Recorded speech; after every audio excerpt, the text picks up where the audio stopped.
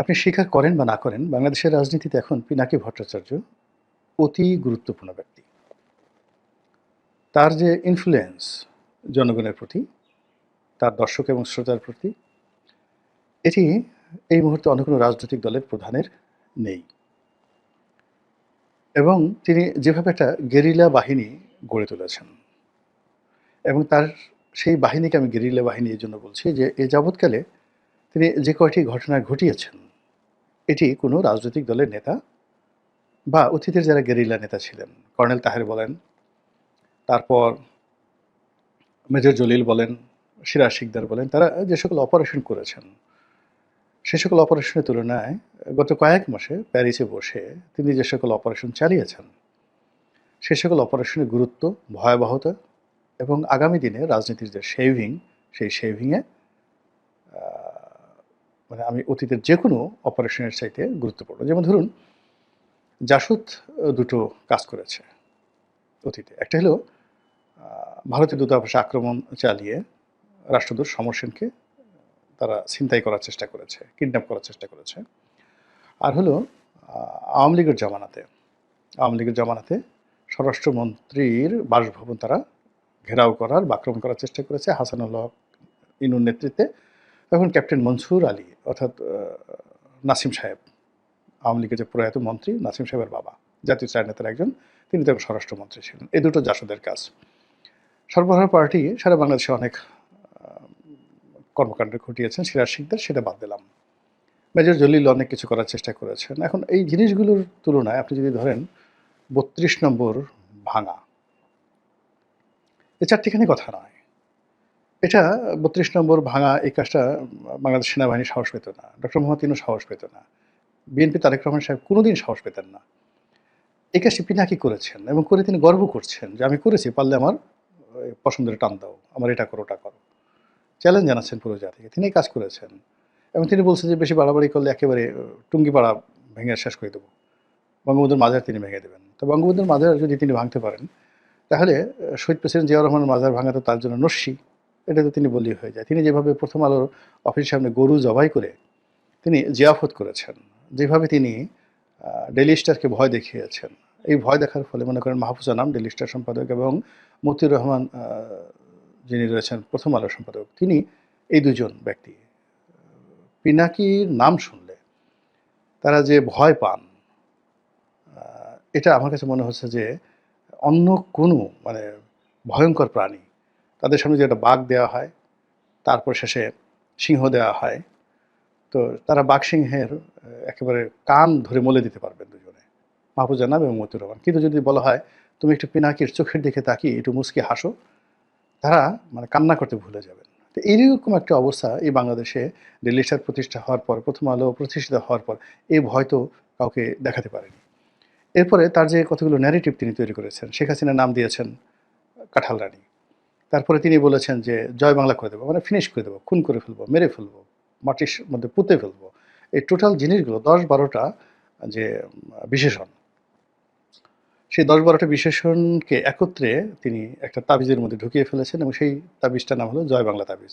মানে পিনাকির মুখ দিয়ে যখন জয় বাংলা বের হয় মানে তুমি শেষ। তো এই পিনাকি হঠাৎ করে বিএনপির বিরুদ্ধে লেখেছেন।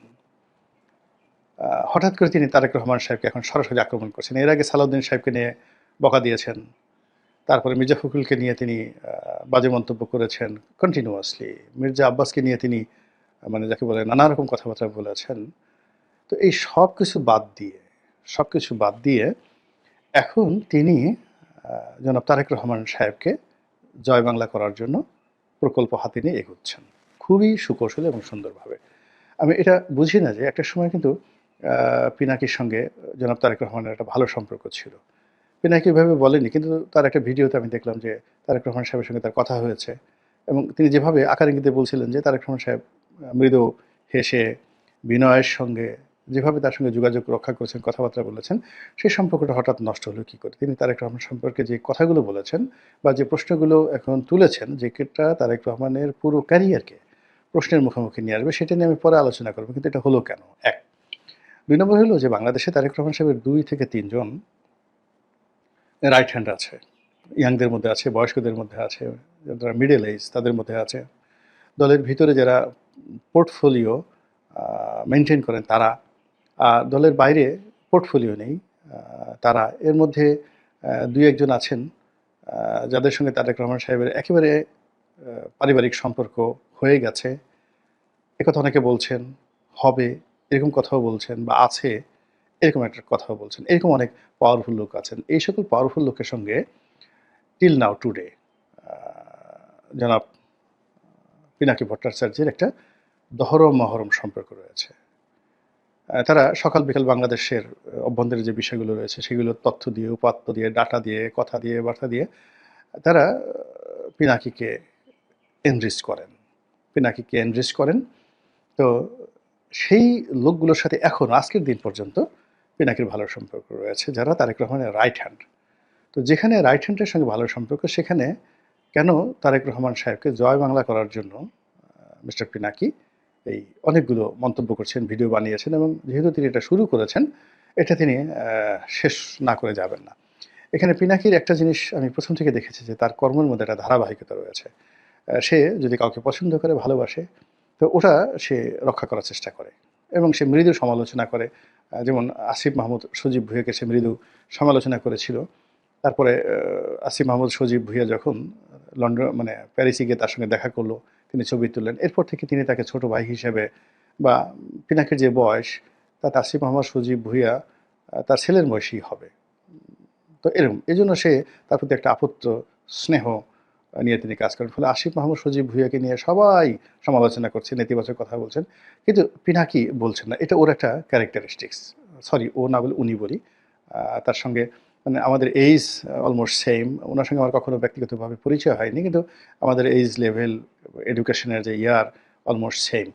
তো যার জন্য মানে অনেক সময় ও চলে আসে। কিন্তু যেহেতু তিনি এখন, আমি তো বললাম যে বাংলাদেশের সবচেয়ে ইনফ্লুয়েন্সিয়াল ডিফ্যাক্টো সরকার প্রধান, ডিফ্যাক্টো রাষ্ট্রপ্রধান, যার কথায় সব কিছু হয়, তাকে সম্মান করতেই হবে। কাজে উনি যে মানে যে সম্পর্কটা মেনটেন করেন, সেই সম্পর্কটা তিনি সবসময় সেটা ধরার চেষ্টা করেন। দ্বিতীয়ত বন্ধুবর যে পিনাকি ভট্টাচার্য, ডক্টর পিনাকি ভট্টাচার্য যদি কারো বিরুদ্ধে লাগেন, তো তাকেও তিনি জয় বাংলা না করে তিনি ছাড়েন না। এটা আমি তার মধ্যে দেখেছি। মাঝে মধ্যে দেখা গেল যে একজনের বিরুদ্ধে তিনি একটা কথা বলছেন, তিনি টেলিফোন করে হাউমাউ করে কান্নাকাটি করলেন, মাপ চাইলেন, "আর জীবনে এরকম হবে না গো দাদা। আপনি আমাকে মাফ করে দেন, আমি আর ভুল করব না।" তো কয়েকদিন ক্ষান্ত দেন তিনি। যেটা ডক্টর মোহাম্মদ ইউনূসের ক্ষেত্রে হয়েছে। তার প্রেস সচিবের ব্যাপারে হয়েছে, তার আসিফ নজরুলের ব্যাপারে হয়েছে। কিন্তু আবার দেখা গেল যে আ কোনো কারণে তিনি আবার ভুল ধরতে পারলেন, তিনি আবার গর্জে ওঠেন। তাহলে তার ওই যে ধারাবাহিকতাটা, এটা কিন্তু তার সবসময় রাখেন। অর্থাৎ তিনি যদি কাউকে জয় বাংলা করার সিদ্ধান্ত নিয়ে থাকেন, পরবর্তীতে হাউ-কাউ, কান্নাকাটি যা কিছু করা হোক না কেন, তিনি তার সেই সিদ্ধান্ত থেকে পেছান না। তো সেই দিক থেকে তিনি যে বিএনপির বিরুদ্ধে লেগেছেন, এটা তিনি প্ল্যান করে লেগেছেন। এবং তার একটা মিশন আছে, ভিশন আছে, এবং তিনি যে বিরক্ত হয়েছেন বিএনপির প্রতি, আ এটির যথেষ্ট কারণ তার কাছে না থাকলে তিনি বিএনপির বিরুদ্ধে এই কাজ করতেন না। তো তিনি বিএনপির বিরুদ্ধে বলছেন। তার আগে বিএনপিকে হেয় করার জন্য ইতিমধ্যে সালাউদ্দিন সাহেব, মির্জা ফখরুল থেকে শুরু করে অন্যান্য যে সকল শীর্ষ নেতা রয়েছেন, তাদেরকে ইতিমধ্যে প্রায় তিনি সেমি জয় বাংলা করে ফেলে দিয়েছেন। এখন বাকি রয়েছে জনাব তারেক রহমান সাহেব। এখন তারেক রহমান সাহেবকে নিয়ে তিনি প্রশ্ন করেছেন, তার লেখাপড়া কি? একটা নেতা তো লেখাপড়া লাগবে। তো তিনি এই যে ইংরেজিতে বিভিন্ন স্লোগান দেন তারেক রহমান সাহেব, তারপরে বিভিন্ন রকম কথাবার্তা বলেন। তার যদি নিজের ভান্ডারে কিছু না থাকে, লেখাপড়া না থাকে, তাহলে অন্য মানুষের শিখিয়ে দেওয়া বক্তব্য যখন তিনি বলতে যান, তখন সেই ব্যক্তি যদি রাষ্ট্র ক্ষমতায় বসেন, তখন তো তার কান চালাবে একজন, নাক চালাবে একজন, ঠোঁট চালাবে একজন, হাত চালাবে একজন। মানে তিনি একটা পুতুলে পরিণত হবেন, এবং এটা তো একটা জাতির জন্য একটা ভয়াবহ অবস্থা হবে। নিজের ভান্ডারে তো থাকতে হবে। আর নিজের ভান্ডারে কোনো কিছু রাখার জন্য, সঞ্চয় রাখার জন্য তাকে তো একটা এডুকেশন থাকতে হবে। সেটা সম্রাট আকবরের মতো প্রাকৃতিক এডুকেশন থাকতে হবে। অর্থাৎ he must be a brilliant, by born brilliant person. তো সেই ব্রিলিয়ান্ট তো তার কর্মে থাকতে হবে। সেকেন্ডলি হলো তার একটা প্রাতিষ্ঠানিক যোগ্যতা থাকতে হবে, লেখাপড়া থাকতে হবে। সেই জিনিসগুলো কি? এই কথাগুলো পিনাকি হঠাৎ করে এই সময় সামনে আনলেন কেন? এটা তো শেখ হাসিনা কখনো আনেননি, কেউ আনেননি। আমরাও কেউ কখনো এই বিষয় নিয়ে কল্পনাও করিনি। আর এটা এত স্পর্শকাতর, আমরা তো যারা বিএনপির সমর্থক, আমরা বলার চেষ্টা করছি যে তিনি বাংলাদেশে গেছেন, লন্ডনে গেছেন। নিঃসন্দেহে তিনি ইতিমধ্যে ২-৪ টা পিএইচডি করেছেন। তিনি অক্সফোর্ডে গিয়েছেন। অনেক বড় স্কলারদের সাথে তিনি বৈঠক করেছেন। তার মেয়ে ব্যারিস্টার, তার স্ত্রী ডাক্তার। তো কন্যা যেখানে ব্যারিস্টার, স্ত্রী যেখানে ডাক্তার, তো সেখানে তিনি না চাইলেও তো সেখানে একটা এডুকেশন হয়ে যায়। তো এখানে যখন আমরা এই ধরনের প্রচার প্রপাগান্ডা চালাচ্ছি তখন একেবারে আ পিনাকি যে সরাসরি তার এডুকেশনে যখন প্রশ্ন করছেন, এটা খুবই অ্যালার্মিং। দ্বিতীয়ত আ যেটি তাকে শেষ করে দেবে, সেটি হলো পুরুষের আ সবচেয়ে বেশি অলংকার, সৌন্দর্য হলো তার হালাল রোজগার। একটা পুরুষের যদি প্রফেশন না থাকে, আয় রোজগারের কোনো ওয়ে না থাকে এবং হালাল রোজগার না থাকে, তাকে আপনি সোনা দিয়ে, গহনা দিয়ে, হীরা, মণি, মুক্তা, জহরত দিয়ে যত কিছু করেন না কেন, তার সৌন্দর্য বিকশিত হবে না। তিনি কক্ষনো সম্মানিত হবেন না। তো কাজেই রাজনীতি করতে চান, আ সিংহাসনে বসতে চান, সম্মান পেতে চান, তার আগে আপনার রিজিকটা হালাল হতে হবে এবং নিজস্ব একটা আয় রোজগার থাকতে হবে। অথবা একেবারে খাস বাংলায় বলতে হবে যে, "আমার কিচ্ছু নেই। আমি মানুষের টাকায় চলি।" বঙ্গবন্ধু শেখ মুজিবুর রহমানের মতো। আমি এই যে পার্ট টাইম ইন্স্যুরেন্সের দালালি করেছি। মানে তিনি আসলে একটা ইন্স্যুরেন্স কোম্পানির আ ম্যানেজার ছিলেন। তো ওই ইন্স্যুরেন্স কোম্পানি পাকিস্তান জামানাতে তাকে ম্যানেজার বসিয়েছিল মূলত এই কারণে যে তার তখন একটা রাজনৈতিক ক্ষমতা ছিল। তারপরেও তিনি কিন্তু আ তার সেই ব্রাঞ্চটাকে লাভজনক রেখেছিলেন। আপনারা সেই ইন্স্যুরেন্স কোম্পানির ডাটা নিয়ে দেখবেন যে বঙ্গবন্ধু যে শাখার ম্যানেজার ছিলেন, তো সেই শাখাটা নিয়মিত বঙ্গবন্ধু মার্কেটিং করতেন, বিভিন্ন ব্যাংকে যাইতেন, ব্যাংকের এমডি থেকে শুরু করে কেরানি, মানে যাদের কাছে কাজ ছিল সবাইকে তিনি রিকোয়েস্ট করতেন। এবং সেখানে তিনি নিয়মিত তার ব্রাঞ্চটিকে লাভজনক করে তারপর নিজের বেতন নিতেন। ফলে কি হলো? আপনি শেখ মুজিবের সবকিছুর ঊর্ধ্বে সে অন্যকে নিয়ে প্রশ্ন করতে পারত যে, "সব চোরের দল, সব চাটার দল।" তো এই কথাটা তিনি বলতে পারতেন বিকজ তার রিজিকের দুটো বিষয় ছিল। তিনি নিজে পরিশ্রম করেছেন, উপার্জন করেছেন, টাকা উপার্জন করেছেন, এটা দিয়ে সংসার চালিয়েছেন। আর দল চালানোর জন্য তিনি ২ হাতে মানুষের কাছে টাকা নিয়েছেন। আমাকে একজন বলল যে, "টাকা নাই, টাকা নাই, টাকা নাই।" তিনি এক বাসায় গেলেন টাকার জন্য। টাকার জন্য গেল। তা ওই যার কাছে গেছেন সে বলতেছে যে, "না ভাই, লিডার টাকা-টুকা নাই।" তখন তার বউরে ডাকলেন। বলল যে, "তুই আমার সঙ্গে মিথ্যা কথা বলতে পারিস, তোর বউ মিথ্যা কথা বলতে পারবে না। আচ্ছা বৌমা দাও তো, তোমার চাবিটা দাও।" তখন সে মুচকি হেসে দিয়ে সে আলমারির চাবি দিয়ে দিয়েছে। সে আলমারি বঙ্গবন্ধু খুললেন, খুলে সেখানে কিছু টাকা পেলেন। টাকা পেয়ে অর্ধেক বললেন যে, "এটা তোর সংসার খরচের জন্য, বাকিটা আমি নিয়ে গেলাম।" মানে দ্যাট ওয়াজ দ্যা এটা একেবারে 100% সত্য এবং বাস্তব একটা ঘটনা।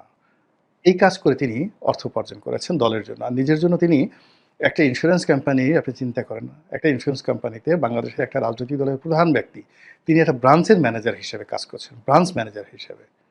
তো ফলে কি হলো? তিনি বুক ফুলিয়ে নিজের সততা নিয়ে কথা বলতে পেরেছেন।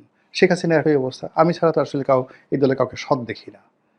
তো শেখ হাসিনা এখানে এসে আলম বলেন, যা কিছু বলেন, এই কথা তিনি বলতে পেরেছেন। বেগম জিয়াও তার সততা নিয়ে, তাকে কেন্দ্র করে অনেকে ফালুর টাকা হয়েছে, তাকে কেন্দ্র করে হারিছ চৌধুরীর টাকা হয়েছে, তাকে কেন্দ্র করে অনেক মানুষের টাকা হয়েছে। কিন্তু তিনি কারো কাছ থেকে ঘুষ নিয়েছেন, দুর্নীতি নিয়েছেন, এটা শয়তানও বলতে পারবে না।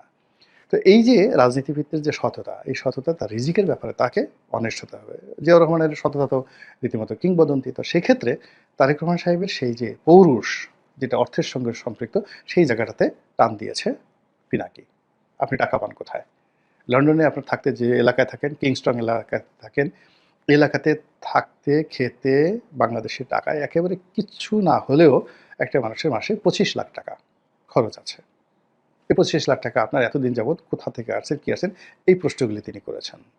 তার এডুকেশন নিয়ে প্রশ্ন করেছেন এবং এগুলো তিনি প্রকাশ করতে বলতেছেন এখন। এবং এটা নিয়ে বিএনপি কি বলবে বলেন তো? এটার জবাব বিএনপি কি দিবে? এবং এটা যত বেশি escape করবে, ততই বেশি এই পিনাকির এই কথা জামাত, বিএনপি, এনসিপি, নাসিরউদ্দিন পাটোয়ারি তারা বলতেই থাকবে।